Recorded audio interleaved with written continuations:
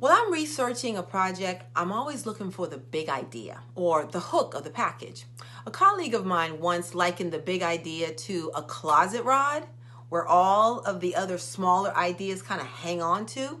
Now, if that visual doesn't work for you, think of the big idea as this. So what? So what? What's so great about it? What's so wonderful about your product? What makes it unique, desirable, a must-have right now?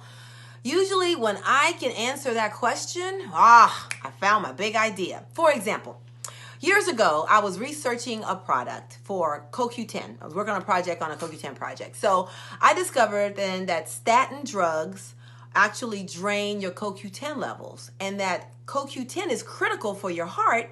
So people taking these statin drugs to prevent heart attacks were actually dropping dead from heart attacks. KAPOW! All right, now that's what I call a so what.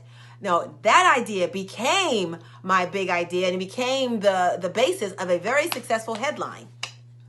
The shocking truth about cholesterol lowering drugs.